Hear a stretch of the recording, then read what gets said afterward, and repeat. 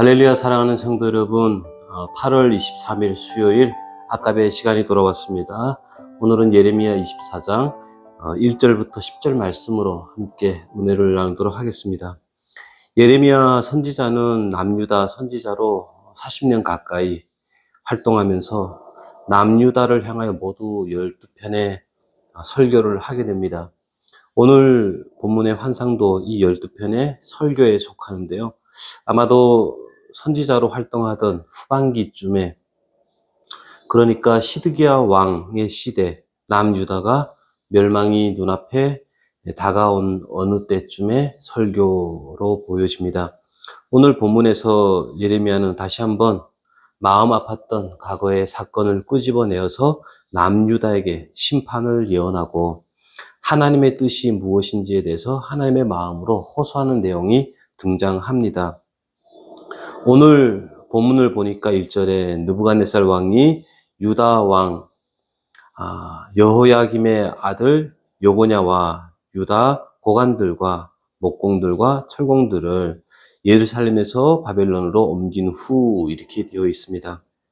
과거 바벨론이 애국과의 어떤 큰 전쟁을 치르게 되는데 그 전쟁에서 양축은 큰 손실을 입게 되죠.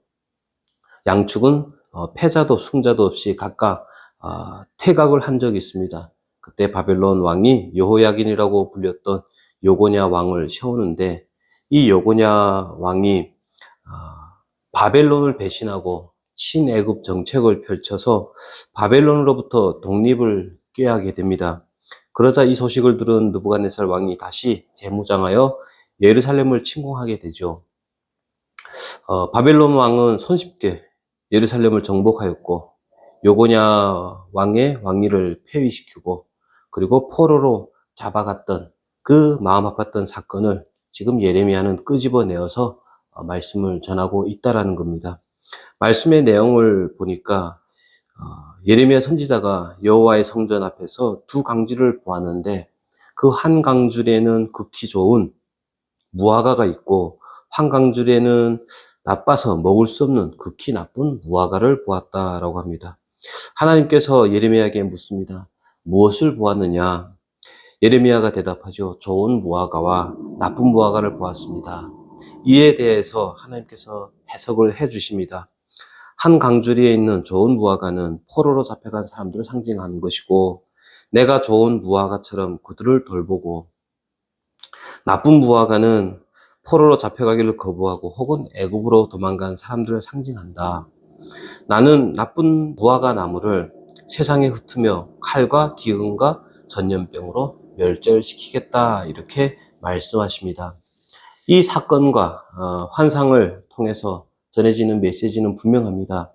시드기야 왕에게 남유다 하나님의 백성들에게 바벨론에 항복해라 라는 겁니다. 항복하는 것은 수치스럽거나 또 부끄러운 것이 아니다라는 것이죠. 5절과 6절의 표현처럼 내가 너희를 바벨론에서 돌보아 주어서 좋은 무화과와 같이 만들 것이다 라고 합니다. 바벨론의 포로로 지내는 동안에 너희가 무엇을 놓아버리고 그 결과가 무엇인지, 그리고 무엇을 붙잡고 살아야 되는지를 깊이 깨닫고, 그래서 7절에 표현한 것처럼 내가 여호와인 줄 아는 마음을 그들에게 주어서 그들이 전심으로 내게 돌아오게 하리니 그들은 내 백성이 되겠고 나는 그들의 하나님이 되리라. 저들이 다시 하나님과 합하여 살게 하기 위한 목적으로 바벨론에 내어주는 것이다 라고 합니다. 미워서 괘씸해서 이 고난을 내린 것이 아니다라는 것이죠. 그러니 바벨론에 항복해서 고난을 받아라. 그리고 그 고난의 시간을 통해서 너희가 순금과 같이 되어라, 이렇게 이야기를 하고 있는 것입니다.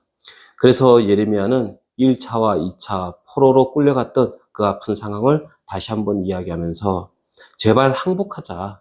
죽는 것 같고 수치스러운 것 같지만 그것이 살 길이다. 그것이 하나님이 자식을 만들어가는 방법이고 우리를 위한 방법이니 제발 믿고 순종해라, 이렇게 이야기를 하는 것입니다. 그러나 본문을 보니까 여전히 고집을 부리는 사람들이 있습니다. 자기 확신에 차 있는 일부 사람들이 있었습니다. 8절에 보면은 이 땅에 남아서 바벨론과 끝까지 항거하자, 애굽으로 피신 가자, 이렇게 이야기를 합니다. 우리는 이스라엘이 왜 그토록 예레미야로부터 흘러나오는 하나님의 말씀을 믿기를 거부했는가에 대해서 좀 생각해 볼 필요가 있습니다. 이것은 또한 우리가 풀어야 될 숙제이기도 합니다. 왜 그러면 그들은 끝까지 하나님의 말씀을 믿으려고 하지 아니하였던 것일까요? 아마도 저들에게 보이는 성전, 그리고 수없이 많은 토라의 말씀들, 혹은 수없이 경험했던 자신들의 그 신앙의 경험 때문에 그들은 경험에서, 그 확신에서 벗어나지 못하고 있었기 때문이다라고 생각되어집니다. 어쩌면 저들은 과거 이스라엘을 저주하라고 요구했던 발락에게 발람이라고 하는 선지자가 말했던 그 말, 하나님은 인생이 아니시니 시건치 아니하시고 인자가 아니시니 후회가 없으시도다. 어찌 그 말씀하신 바를 행하지 아니하시며 하신 말씀을 실행하지 않겠느냐. 여호와는 야곱의 허물을 보지 아니하시며 이스라엘의 패역을 보지 아니하시는 분이라고 하는 이 성경 구절이 생각났을지도 모릅니다. 이스라엘은 자신을 사랑하시는 하나님을 믿었고 수없이 많은 하나님의 약속들을 믿었기 때문에 오히려 더 저들은 하나님께서 자신들을 1차와 2차 포로 상황에서도 포로로 끌려가지 않고 남겨놓아 주셨다라고 믿습니다. 아니 어쩌면 남겨놓으신 이유가 이 성전을 지키라고, 저 바벨론과 대적하라고 자신을 남겨놓았다라고 믿는 것 같습니다. 어찌되었던 애굽으로까지 도망을 가서라도 바벨론과 대적해 싸우는 것이 저들은 마땅한 것이다라고 생각했던 것 같습니다. 그렇다면 하나님의 약속이 있고 하나님의 신실하심과 사랑하심을 믿었는데 무엇이 잘못되었을까요? 그것은 바로 하나님을 제한하고 있다라는 그런 신앙의 오류를 범한 것입니다. 이스라엘이 믿었던 시건치 아니신 하나님, 신실하신 하나님, 사랑의 하나님은 성경에서 말씀하시는 하나님이 분명히 맞습니다.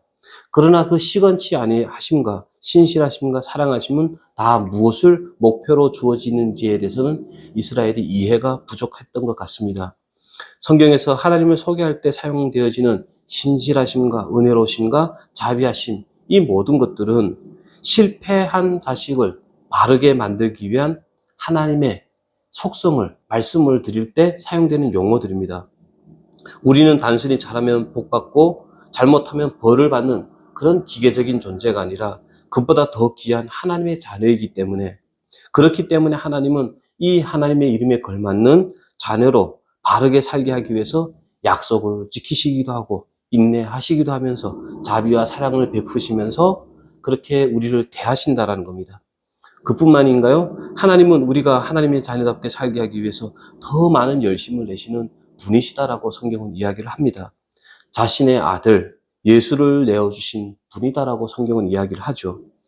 하나님의 자녀를 위해서 그 무엇도 아끼지 않으시는 분, 하나님의 자녀다움을 만들기 위해서 어떤 열심도, 열정도, 성의도 아낌없이 내어주시는 분이다.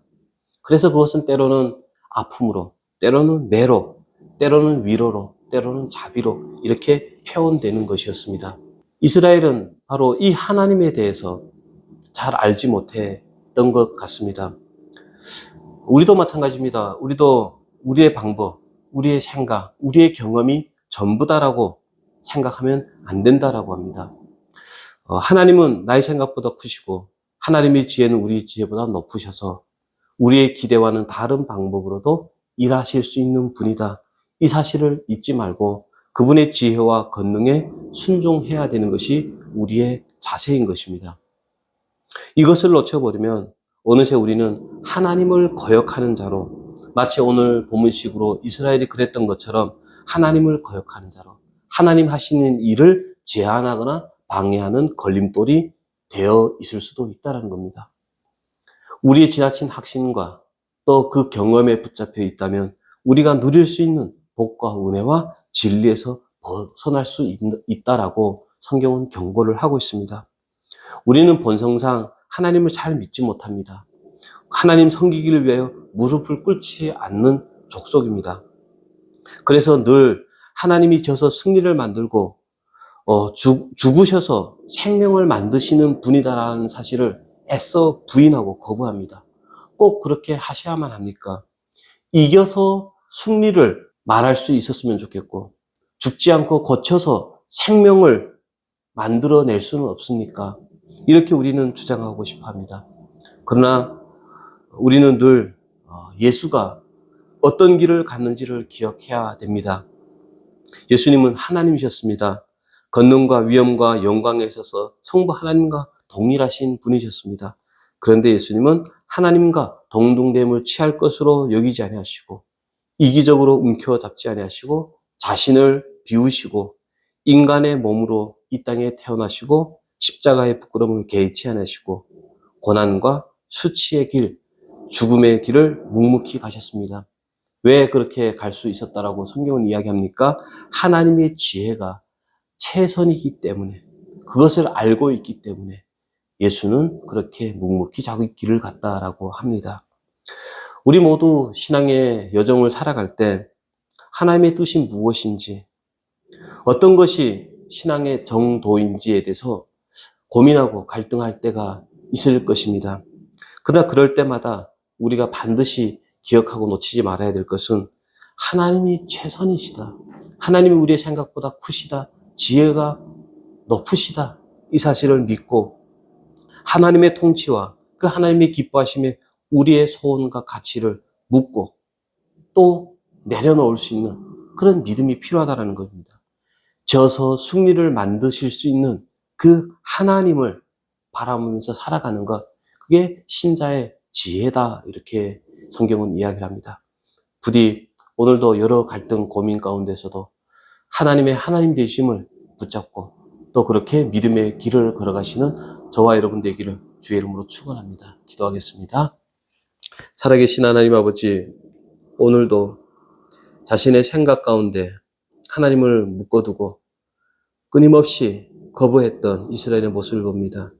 우리의 신앙의 모습은 어떤지 다시 한번 말씀 속에서 돌아보게 하시고 하나님의 하나님 되심을 신뢰하며 묵묵히 신자의 길을 살아가는 우리 모두 될 수 있도록 도와주시옵소서. 예수님의 이름으로 기도합니다. 아멘. 오늘도 복된 말씀 붙잡고 승리하시길 바랍니다.